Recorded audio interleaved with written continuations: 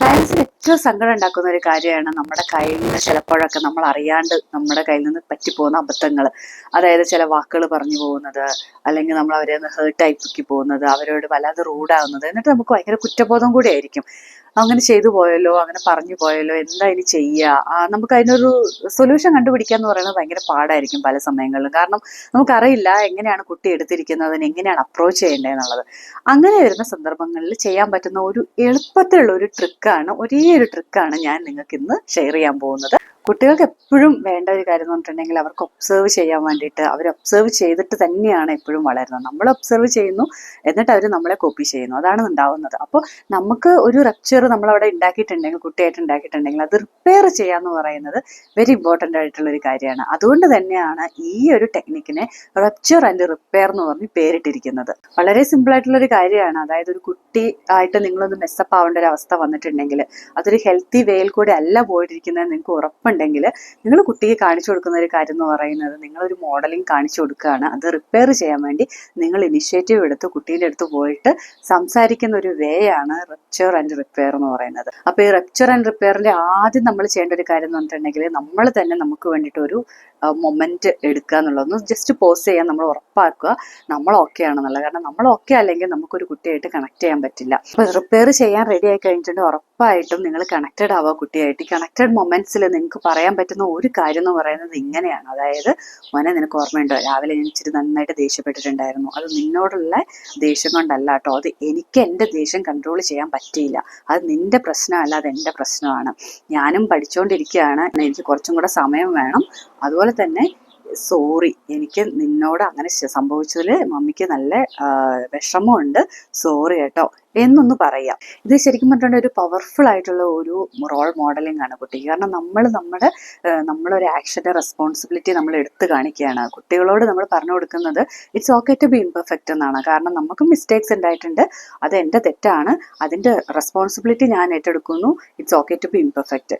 അതുപോലെ തന്നെ it's not about you എന്ന് നമ്മൾ പറയുന്നുണ്ട്. അതായത് നിന്റെ പ്രശ്നമല്ല കേട്ടോ, ഇത് മമ്മിയുടെ പ്രശ്നമാണ്, മമ്മിയുടെ ദേഷ്യം കൺട്രോൾ ചെയ്യാൻ പറ്റാത്തത് മമ്മിയുടെ പ്രശ്നമാണെന്ന് പറയുമ്പോൾ അവർ അണ്ടർസ്റ്റാൻഡ് ചെയ്യുന്നത് അവർക്കിടെ കുറ്റം കൊണ്ടല്ല, അവരെ ബ്ലെയിം ചെയ്യുകയല്ല നമ്മൾ. അപ്പോൾ അവർക്ക് ഇന്റേണലി ഒരു ബ്ലെയിം ഉണ്ടായോ, മമ്മി ദേഷ്യപ്പെട്ടത് ഞാൻ ഇങ്ങനെ ആയിട്ടാണല്ലോ, അല്ലെങ്കിൽ ഇതെല്ലാം എൻ്റെ പ്രശ്നമാണെന്ന് തോന്നുന്നതിന് പകരം ഇറ്റ്സ് ഓക്കെ, ഇത് മമ്മിയുടെ പ്രശ്നമായിരുന്നു, ഇത് എന്നെ പറ്റി അല്ല അല്ലേ എന്നുള്ള ഒരു ആശ്വാസമായിട്ടാണ് അവർക്കത് ഫീൽ ചെയ്യുക. മാത്രമല്ല, നമ്മൾ കുട്ടികളെ കാണിച്ചു കൊടുക്കുന്ന വേറൊരു കാര്യം എന്ന് പറഞ്ഞിട്ടുണ്ടെങ്കിൽ, നമ്മുടെ ആക്ഷൻസ് എങ്ങനെയാണ് മറ്റുള്ളവരെ ഇഫക്റ്റ് ചെയ്യുക. അത് എഫക്റ്റ് ചെയ്തിട്ടുണ്ടെങ്കിൽ അത് ബാഡിൽ എഫക്റ്റ് ചെയ്യാൻ ചാൻസ് ഉണ്ട്. അത് മാത്രമല്ല, നമ്മൾ തന്നെ ഇനിഷ്യേറ്റീവ് എടുത്തു കഴിഞ്ഞിട്ടുണ്ടെങ്കിൽ അവിടെ ആ ഒരു റിലേഷൻഷിപ്പ് റീ എസ്റ്റാബ്ലിഷ് ചെയ്യാനുള്ള ഒരു ചാൻസും കൂടെ ഉണ്ടെന്ന്.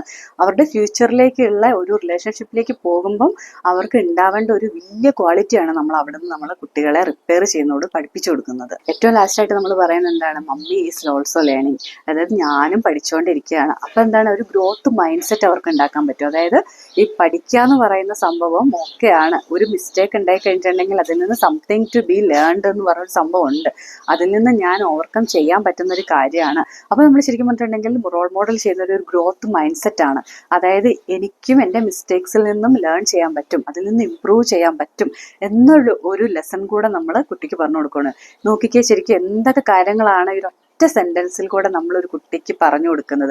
അപ്പോൾ ഈ റപ്ചർ ആൻഡ് റിപ്പയർ എന്ന് പറഞ്ഞ സംഭവം എത്രത്തോളം ഇമ്പോർട്ടൻ്റ് ആണെന്ന് നിങ്ങളൊന്ന് ആലോചിച്ച് നോക്കിയേ. നമ്മളൊരു പാർക്കിൽ കൊണ്ടുപോയി ഒരു കുറച്ചു നേരം കളിപ്പിക്കുമോ, ഒന്ന് ഐസ്ക്രീം വാങ്ങിച്ചു കൊടുത്താലോ, അല്ലെങ്കിൽ എവിടെയെങ്കിലും കൊണ്ടുപോയി സിനിമയ്ക്ക് കൊണ്ടുപോകുന്നത് പോലെ അല്ല, നമ്മൾ പിന്നെയും കുട്ടിയായിട്ട് കണക്ട് ചെയ്ത് ആ ഒരു കുറച്ച് സമയം അവരോട് ചെലവിട്ട് ഈ കാര്യം പറഞ്ഞു തീർക്കുമ്പോൾ അവർക്ക് ഉണ്ടാവുന്ന ചേഞ്ച് എന്ന് പറയുന്നത് കംപ്ലീറ്റ്ലി നിങ്ങളുമായിട്ടുള്ള ട്രസ്റ്റ് റീബിൽഡ് ചെയ്യാനും റിലേഷൻഷിപ്പ് റീബിൽഡ് ചെയ്യാനും ഇത് കംപ്ലീറ്റ് ഹെൽപ്പ് ചെയ്യും. അതുകൊണ്ട് തന്നെ നിങ്ങൾ ഈ ഒരു ഇൻഫർമേഷൻ വളരെ സീരിയസ് ആയിട്ട് എടുക്കുക, മാക്സിമം ആളുകളിലേക്ക് ഷെയർ ചെയ്യുക. നിങ്ങൾ ഏറ്റവും കൂടുതൽ പ്രാക്ടീസ് ചെയ്യാൻ നോക്കുക. കാരണം കൂടുതൽ പ്രാക്ടീസ് ചെയ്തെങ്കിൽ മാത്രമേ ഇത് കിട്ടുള്ളൂ.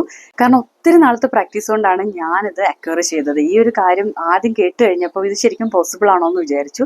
പക്ഷേ ശരിക്കും ഇത് പോസിബിൾ ആണെന്ന് എൻ്റെയും അയാൻ്റെയും നമ്മളുടെ ഇൻട്രാക്ഷൻസ് ശരിക്കും പറഞ്ഞിട്ടുണ്ടെങ്കിൽ എപ്പോഴും എനിക്ക് എന്തെങ്കിലും ഒരു റപ്ചർ ഉണ്ടായി കഴിഞ്ഞിട്ടുണ്ടെങ്കിൽ എനിക്കിപ്പോൾ ടെൻഷൻ ഇല്ലാത്ത കാരണം തന്നെ എനിക്ക് റിപ്പയർ ചെയ്യാൻ അറിയാമെന്നുള്ളത് കൊണ്ട് മാത്രമാണ്. അതെൻ്റെ ഒരു കോൺഫിഡൻസും കൂടെ ആയി മാറി. അവനുമായിട്ട് റിപ്പയർ ചെയ്യാമെന്ന് പറയാം, അവനത് ശരിക്കും മനസ്സിലാക്കാനും തുടങ്ങിയതോടുകൂടി ഞങ്ങൾ തമ്മിലുള്ള റിലേഷൻഷിപ്പിൽ പ്രത്യേകിച്ച് പ്രശ്നങ്ങളില്ലാതെ മാറിയത് തന്നെ ഈ റപ്ചറും റിപ്പയറും ശരിക്കും ഇംപ്ലിമെൻ്റ് ആവാൻ തുടങ്ങിയ ശേഷമാണ്.